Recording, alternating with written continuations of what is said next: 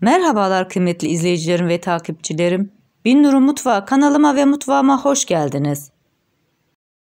Bugün sizlere yeşil domates turşusu nasıl yapılır onun tarifini vereceğim. Yapımı çok kolay olan bu turşuda kesinlikle erime ve yumuşama olmuyor. Çok lezzetli kütür kütür domates turşusu için sizleri daha fazla bekletmeden tarifime geçiyorum. İlk olarak malzemelerimi saymakla başlıyorum. 4 kilo olmamış domates, 250 gram kıl biber, cin biberi, sarımsak, limon tuzu, toz şeker, iri kaya tuzu ve üzüm sirkesi. Sizler dilerseniz bu aşamada elma sirkesi de kullanabilirsiniz.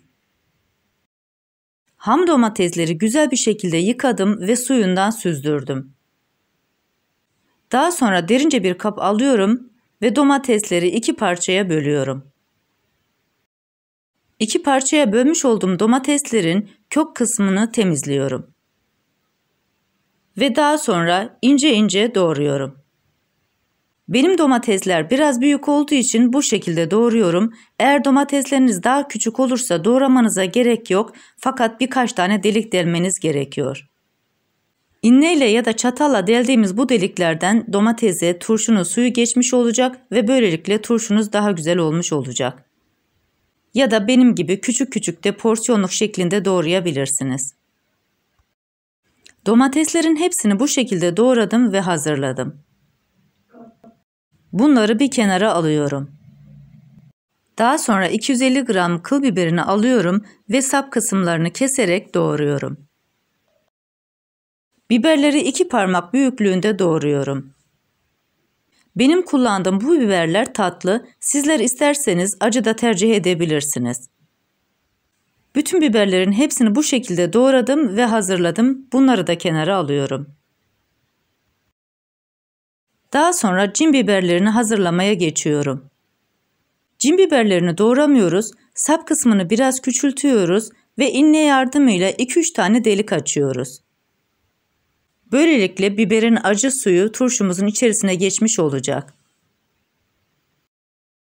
Eğer sizler acı sevmiyorsanız bu biberleri katmak zorunda değilsiniz. Bunları da katmadan gerçekten çok lezzetli ve güzel bir turşu oluyor. Tabii ki acı sevenler için gerçekten mükemmel bir tat veriyor. Daha sonra kabuklarını soymuş olduğumuz sarımsakları küçük küçük parçalara ayırıyorum. Artık bütün malzemelerimiz hazır ve hemen yapımına geçiyoruz. Turşuyu ben 2 litrelik kavanozlar içerisine hazırlayacağım. Ölçüyü de 2 litrelik kavanozları olacak şekilde söyleyeceğim. Kavanozları ve kapakları güzel bir şekilde yıkadık ve kuruladık. Her şişe için bir baş sarımsak kullanacağız. Doğramış olduğumuz sarımsaklardan taban kısmına biraz koyuyoruz ve üzerine domateslerden ekliyoruz. Domatesleri de koyarken boşluk kalmayacak şekilde diziyoruz. Ve daha sonra doğramış olduğumuz kıl biberlerden koyuyoruz. Arasına tekrar sarımsaklardan koyuyoruz. 2 litrelik kavanozlar için bir baş sarımsağın çok olduğunu düşünmeyin. Gerçekten turşumuza lezzet katacak olan sarımsak. Bu konuda elinize korkak alıştırmayın. Sırasıyla biraz domates, biraz biber, biraz sarımsak koyarak şişemizi güzelce dolduruyoruz. Bu domates turşusu gerçekten çok lezzetli oluyor ve kış boyunca hiç bozulmadan tüketebileceğiniz lezzetli güzel bir turşu elde etmiş oluyoruz. Ve üstelik hiç bozulma ve erime olmuyor. Renginden de hiçbir şey kaybetmiyor. Kavanozu ağzına kadar doldurduktan sonra üzerine 4-5 tane cin biberi koyuyorum. Bütün malzemeleri şişeye bastıktan sonra artık suyunu hazırlama zamanı geldi. Sizlere çok pratik ve kolay bir şekilde suyu nasıl hazırlanır onu göstermek istiyorum. Her 2 litrelik kavanoz için 1 su bardağı sirkeyi koyuyorum. Kullandığım sirke üzüm sirkesi. Sirkeyi de koyduktan sonra kavanozun ağzına kadar içme suyuyla dolduruyorum. Suyu da koyduktan sonra derince bir kap alıyoruz ve doldurduğumuz suyun hepsini kabın içerisine geri boşaltıyoruz. Diğer malzemeleri bu aşamada kullanacağız. Suyun hepsini boşalttıktan sonra içerisine 1 tatlı kaşığı şeker koyuyoruz. Her 2 litrelik kavanoz için 1 tatlı kaşığı. Daha sonra içerisine 1 tatlı kaşığı limon tuzu koyuyoruz. İsterseniz bu aşamada 1-2 dilim de limon kullanabilirsiniz. Ve her 2 litrelik kavanoz için 2 yemek kaşığı dolusu kaya tuzu ekliyoruz. Turşumuza kesinlikle ince tuz ya da sofra tuzu kullanmıyoruz. Eğer ince tuz kullanırsanız turşunuzda erime olur. Tuzu da kattıktan sonra çırpıcı yardımıyla güzelce tuz iyice eriyene kadar çırpıyoruz. Ve hazırlamış olduğumuz kavanozun içerisine turşu suyunu boşaltıyoruz. Gördüğünüz gibi hazırlaması oldukça kolay oldu ve ölçüsü de tam oldu. Turşu suyunu da kavanoza koyduktan sonra güzelce yıkayıp kuruladığımız kapağıyla sıkıca kapatıyoruz. Sizlere bir kez daha göstermek istiyorum. Şişenin taban kısmına biraz sarımsak koyuyorum. Ve üzerine olmamış domateslerden ekliyorum.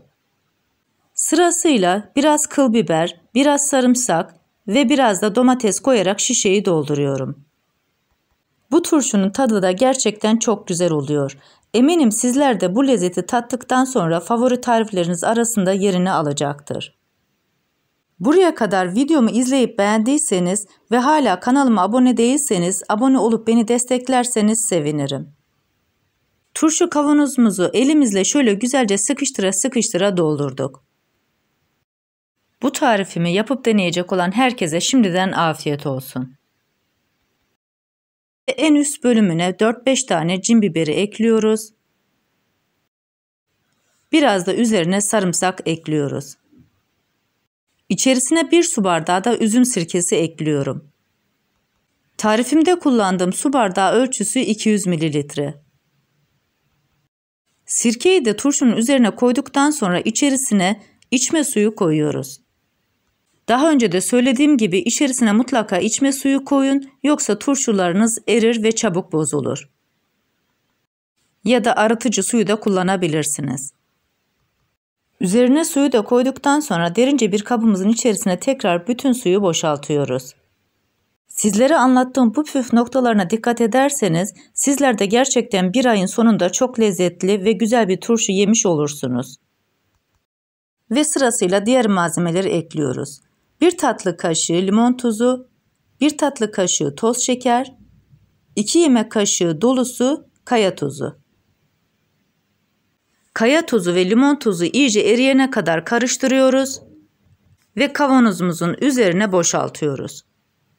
Kullandığım bu malzemelerle 2 litrelik kavanozdan 3 adet turşu çıktı.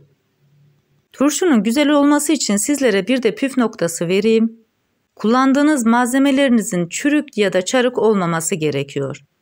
Ayrıyeten şişelerinizin de çok temiz olması gerekiyor. Böylelikle turşularınız uzun süre bozulmayacak şekilde saklayabilirsiniz. Turşuların hepsini bu şekilde hazırlayarak doldurduk. Şu anda bu turşuların sunumunu sizlere gösteremiyorum. Yani turşularımız bir ay içerisinde olacak. Bu tarifimi yapıp deneyecek olan herkese şimdiden afiyet olsun. Bir tarifimizin daha sonuna geldik. Videomu izlediğiniz için teşekkür ederim. Bana destek olmak için tarifimi beğendiyseniz beğenmeyi, abone değilseniz abone olmayı, yeni tariflerimi izlemek için bildirim zilini açmayı, tariflerimi sevdiklerinizle paylaşmayı unutmayın. Her şeyin gönlünüzce olması dileğiyle hoşça kalın, afiyetle kalın, Allah'a emanet olun.